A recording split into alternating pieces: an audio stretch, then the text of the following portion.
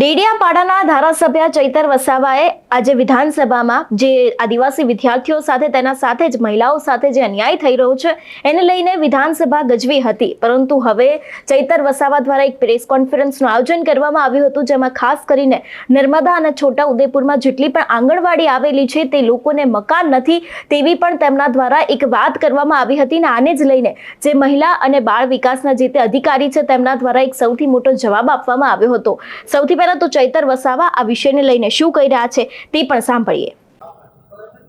આજે વિધાનસભા ગૃહમાં 31/1/2025ની સ્થિતિએ નર્મદા અને છોટાઉદેપુર જિલ્લામાં તાલુકાવાર કેટલા આંગણવાડી કેન્દ્રોના પોતાના મકાન નથી એ પ્રશ્નમાં મહિલા અને બાળ કલ્યાણ મંત્રી શ્રી જવાબ આપતા એમણે જણાવ્યું કે નર્મદા જિલ્લામાં 261 ગામોમાં 334 આંગણવાડીના કેન્દ્રો નથી। છોટાઉદેપુર જિલ્લાના 339 ગામોમાં 379 આંગણવાડી કેન્દ્રોના મકાન નથી। ત્યારે આરોગ્ય વિભાગ હોય, બાળ કલ્યાણ મહિલા વિભાગ હોય કે આદિજાતિ વિભાગ હોય, દર વર્ષે બજેટોમાં આટલું મોટું બજેટ હોવા છતાં આજે 30 વર્ષથી ભારતીય જનતા પાર્ટીની પોતાની સરકાર છે અને આદિવાસી બાળકોના નાના બાળકોને બેસવા માટેના આજે મકાનો નથી, જે દુઃખની બાબત છે। સન્માન્ય ગૃહમાં પણ અમે મુખ્યમંત્રીશ્રીને અને મંત્રીશ્રીને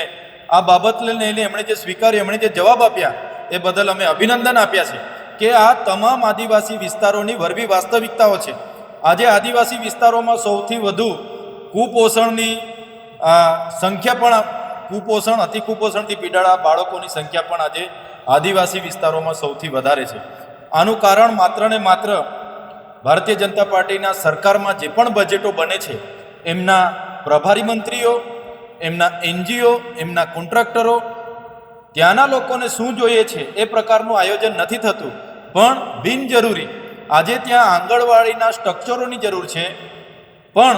ત્યાં આંગણવાડી અપગ્રેશન, રિનોવેશન અને મલ્ટીપર્પઝ શેડ, સ્માર્ટ આંગણવાડી જેવા બિનજરૂરી કામોમાં કરોડો રૂપિયાનો તાઇફો થાય છે। હમણાં ગુજરાત પેટર્નનું આયોજન હતું, 30 કરોડ રૂપિયા નર્મદા જિલ્લામાં હતા, અમે આંગણવાડીની માંગણી કરી હતી, પ્રભારી મંત્રીશ્રીએ 20 કરોડ રૂપિયાના બારોબાર આયોજનો એમની લાગતા વળગતા એજન્સીઓને સાથે રાખીને આયોજન કરી દીધું। મનરેગામાં અમે આંગણવાડીની માંગણી કરી હતી, મનરેગામાં પ્રભારી મંત્રીની લાગતા વળગતાઓની એજન્સીને બારોબાર મટીરિયલના કરોડો રૂપિયાના ટેન્ડર એમણે આપી દીધા। આ જ પરિસ્થિતિ વર્ષોથી છે। ટ્રાઇબલ વિસ્તારમાં જે સુરત, નવસારી, વડોદરા અને અમદાવાદના જે પણ એજન્સીના લોકો છે એ 5 થી 10 ગણા સુધીના એસ્ટિમેટો બનાવીને આદિવાસી બાળકો માટે જે પણ પૈસા આવે છે, આદિવાસીઓના વિકાસ અને ઉત્થાન માટે જે પણ ગ્રાન્ટો આવે છે,